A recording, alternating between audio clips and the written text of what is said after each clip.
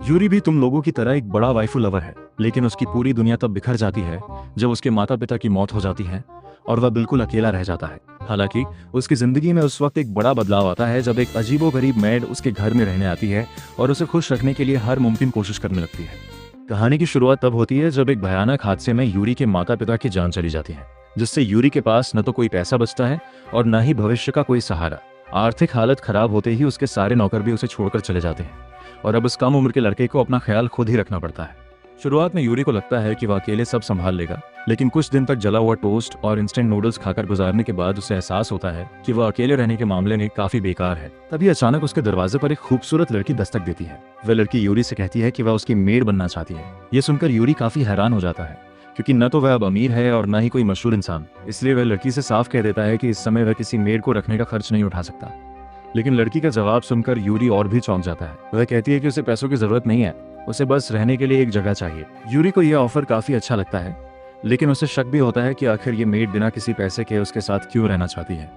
उसे लगता है कि शायद लड़की के मन में कोई और मकसद छिपा हुआ है, इसलिए वह उसकी बात ठुकरा देता है। लेकिन लड़की भी हार मानने वालों में से नहीं होती। वह लगातार यूरी से उसके घर में रहने की इजाजत मांगती रहती है। आखिरकार जब यूरी उसकी आंखों में देखता है तो उसे उसके अंदर एक अजीब सी मासूमियत और आकर्षण महसूस होता है। और इसी छोटी सी स्पार्क के बाद यूरी आखिरकार अपना फैसला बदल देता है और उस रहस्यमयी मेड को अपने घर में रहने की इजाजत दे देता है। उस दिन के बाद से यूरी अपनी नई मेड के साथ रहने लगता है। हालांकि उसके मन में अब भी अपनी मेड को लेकर कई तरह के शक होते हैं। आखिर वह हर काम में इतनी ज्यादा परफेक्ट है कि यूरी को उसकी असली पहचान पर ही शक होने लगता है। उसके हाथ का खाना किसी मिशेलिन स्टार रेस्टोरेंट से कम नहीं होता। सफाई करने के बाद पूरा घर चमकने लगता है और उसके धोए हुए कपड़े बिल्कुल नए जैसे दिखाई देते हैं। इन सब चीजों को देखकर यूरी आखिरकार एक अजीब नतीजे पर पहुंचता है। एक दिन वह मेड से कहता है कि अब उसे उसकी सच्चाई पता चल रही है। वह कोई साधारण मेड नहीं बल्कि एक चुड़ैल है जिसने उस पर जादू कर दिया है ताकि वह उसके प्यार में पड़ जाए। यूरी की बात सुनकर मेड मजाक में उसकी बात को सच मान लेती है और कहती है कि वह सच में एक चुड़ैल है। लेकिन यूरी उसकी बात को सच समझ लेता है। वह कहता है कि अब उसे समझ आया कि उसे मेड को देखते ही अजीब महसूस क्यों होता है और उसका दिल इतनी तेजी से क्यों धड़कने लगता है। ये सुनकर मेड शर्म से लाल हो जाती है और वहां से चली जाती है।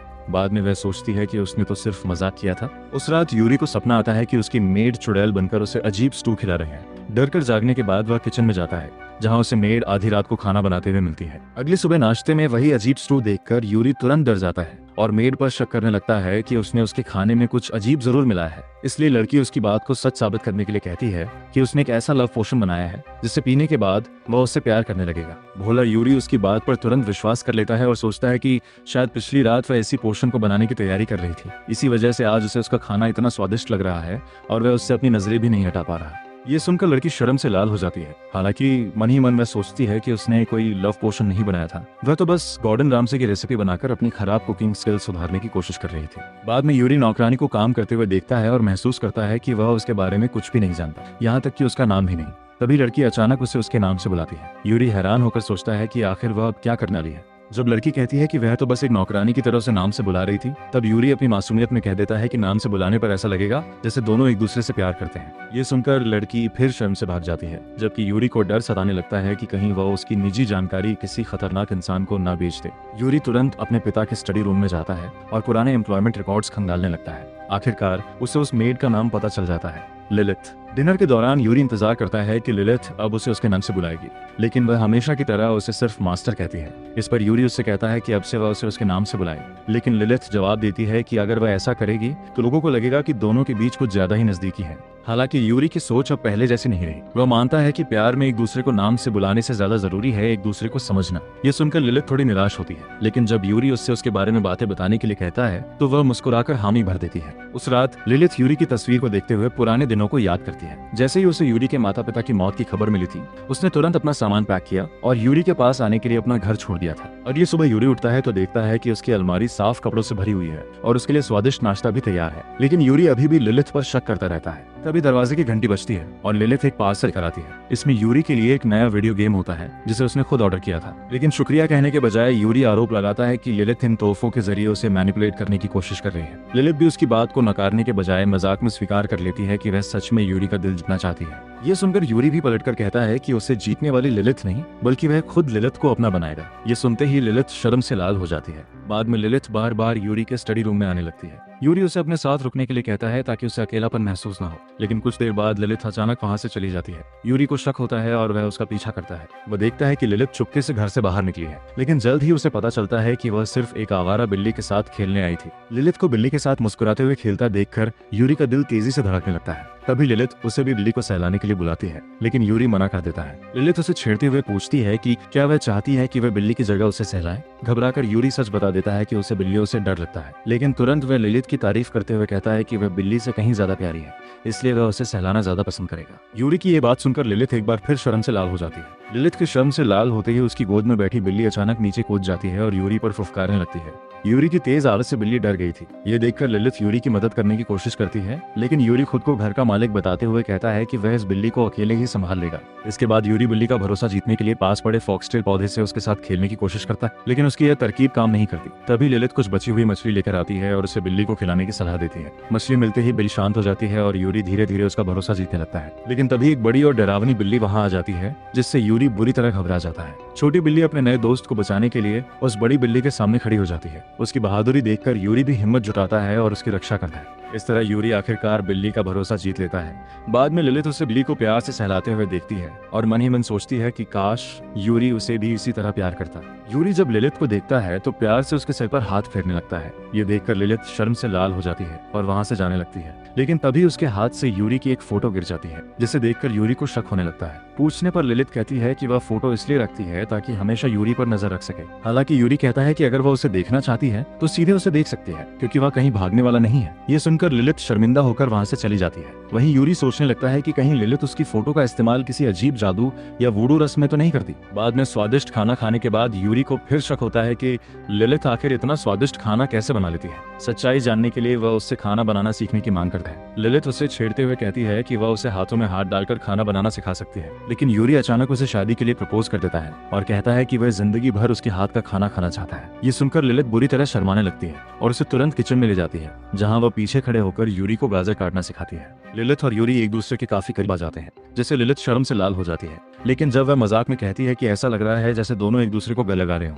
तभी यूरी अचानक चाकू घुमा देता है और लगभग उसे चोट पहुंचा देता है। यानी उसकी सिचुएशनल अवेयरनेस किसी माइक्रोवेव से बेहतर नहीं थी। आखिरकार दोनों का खाना बनाने वाला ये छोटा सा मास्टर शेफ एपिसोड खत्म हो जाता है। यूरी जब अपने हाथों से बनाया हुआ स्ट्यू चखता है तो उसे उसका स्वाद कुछ खास पसंद नहीं आता। लिलित उसकी मीडियोकर कुकिंग की तारीफ करके उसे खुश करने की कोशिश करती है, लेकिन यूरी कह देता है कि उसके बनाए खाने का स्वाद लिलित के खाने जैसा बिल्कुल नहीं है। इस पर लिलित उसे छेड़ते हुए कहती है कि उसके स्ट्यू में उसका सीक्रेट इंग्रेडिएंट नहीं है, और वह इंग्रेडिएंट है प्यार। यूरी अचानक कहता है कि अब उसे समझ आ गया कि उसका घर हमेशा इतना साफ क्यों रहता है और खाना इतना स्वादिष्ट क्यों होता है। वह इन सभी चीजों का क्रेडिट लिलित के प्यार को देता है। ये सुनकर लिलित एक बार फिर शर्म से लाल हो जाती है। बाद में जब लिलित यूरी के स्टडी रूम की सफाई कर रही होती है तो उसे उसकी किताब में मॉर्निंग ग्लोरी फूलों के कुछ स्केचेस दिखाई देते हैं। साथ में एक नोट भी होता है जिसमें लिखा होता है कि इन फूलों का रंग लिलित की आंखों जैसा है। उधर नहाते समय यूरी सोचता है कि आखिर लिलित उसे सुलाने के बाद रात में करती क्या है। उस रात वह सपना देखने लगता है कि शायद लिलित उसके सो जाने के बाद कोई सस्पिशियस विचक्राफ्ट करती है, लेकिन असल में लिलित चुपके से उसके कमरे में आती है और उसे सोते हुए देखने लगती है। नींद में यूरी पूछता है कि वह हमेशा उसके बाद क्यों सोती है। तब लिलित बताती है कि वह यूरी को सोते हुए देखना चाहती है,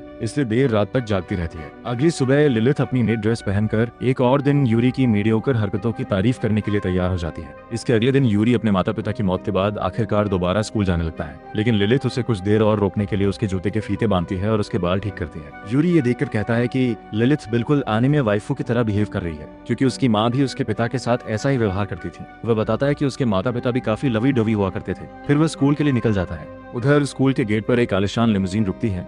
उसमें से मास्क बटलर फुजीसाकी निकलती है और अमीर लड़की सुकासा को स्कूल पहुंचाती है। सुकासा की नजर यूरी पर पड़ते ही उसे याद आता है कि उसने हाल ही में अपने माता पिता को खोया है। वह सोचने लगती है कि क्या यूरी अभी भी उन्हें याद करके दुखी है। जब यूरी क्लासरूम में पहुंचता है तो सभी छात्र उसके माता पिता की मौत को लेकर फुसफुसाने लगते हैं। ये देखकर सुकासा चुपचाप उसके बगल वाली सीट पर बैठ जाती है और उसे उनकी पहली मुलाकात याद आती है। कुछ साल पहले एक इवेंट में उनके माता पिता की मुलाकात हुई थी और वहीं यूरी ने पहली बार सुकासा से बातचीत शुरू करने की कोशिश की थी। सुकासा अपनी सोशल एंजाइटी के बावजूद यूरी से बात करने की हिम्मत जुटाती है। उसे याद आता है कि पहली मुलाकात के समय यूरी की आंखों में कितनी सच्चाई थी, इसलिए वह आज उसे हाय कहकर ग्रीट करना चाहती है। लेकिन जैसे ही वह हिम्मत करती है, टीचर क्लासरूम में आ जाती है और उसका मौका हाथ से निकल जाता है। लंच के दौरान भी सुकासा यूरी से बात करने की कोशिश करती है, लेकिन इस बार भी कोई बीच में आ जाता है और यूरी वहां से चला जाता है। दूसरी तरफ लिलित घर की सफाई करते हुए सोचती है है कि यूरी उसकी मेहनत को एक्सेप्ट क्यों नहीं करता। वह फैसला करती है कि अपनी स्किल्स को और बेहतर करेगी ताकि एक दिन यूरी उसे एक अच्छी मेड के रूप में स्वीकार कर ले। बाद में लिलिथ यूरी को स्कूल से लेने पहुंचती है। यूरी अपने क्लासमेट्स को उनके परिवार के साथ जाते देख खुद को समझाता है कि वह एक स्ट्रॉन्ग और इंडिपेंडेंट लड़का है, लेकिन तभी उसकी नजर लिलिथ पर पड़ती है और वह खुशी से उसकी तरफ दौड़ पड़ता है। ये देखकर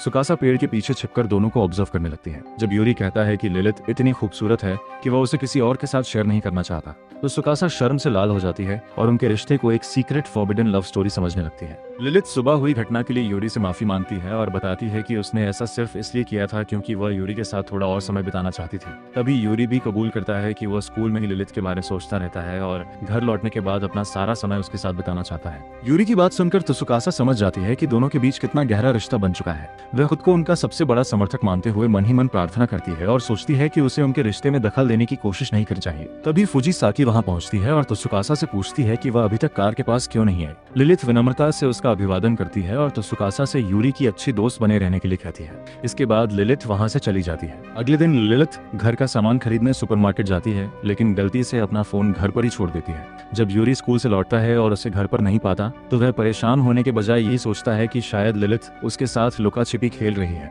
यूरी जल्दी से लिलिथ से बाहर आने के लिए कहता है क्योंकि आज उसका खेलने का बिल्कुल भी मन नहीं है, लेकिन जब लिलिथ बाहर नहीं आती तो यूरी सोचता है कि शायद वह शॉपिंग करने गई होगी। लिलिथ के घर पर न होने का फायदा उठाकर यूरी अकेले ही स्नैक्स और मीठे सॉफ्ट ड्रिंक्स के साथ आराम करने लगता है। वहीं दूसरी तरफ लिलिथ यूरी के लिए रात के खाने में उसकी पसंदीदा मछली पकाने का फैसला करती है, लेकिन शहर की कई दुकानों में तलाश करने के बावजूद उसे वह मछली कहीं नहीं मिलती। दुकानदार बताते हैं कि इन दिनों इसकी सप्लाई बहुत कम है और आते ही तुरंत बिक जाती है, इसलिए लिलिथ उसे खरीदने के लिए दूसरे शहर जाने का फैसला करती है। इधर काफी देर हो जाने पर यूरी को लिलिथ की चिंता होने लगती है। वो शिकायत करता है कि अगर उसे देर हो रही थी तो कम से कम उसे फोन करके बता तो सकती थी। आखिरकार वह लिलिथ को फोन करता है, लेकिन उसका फोन घर पर ही मिलता है। अब यूरी की चिंता और बढ़ जाती है। उसके मन में डर पैदा होने लगता है कि कहीं लिलिथ भी उसे छोड़कर तो नहीं चली गई। दूसरी तरफ लिलिथ को आखिरकार वह मछली मिल जाती है, लेकिन तभी उसे एहसास होता है कि वह अपना फोन घर पर भूल आई है। वह जल्दी से वापस जाने की कोशिश करती है, मगर अगली बस आने में पूरे 1 घंटे का समय होता है। तभी बस स्टॉप पर फुजिसाकी की नजर लिलिथ पर पड़ती है। वह त्सुकासा के लिए सामान लेने निकली होती है और लिलिथ को अपनी गाड़ी में घर तक छोड़ने का फैसला करती है।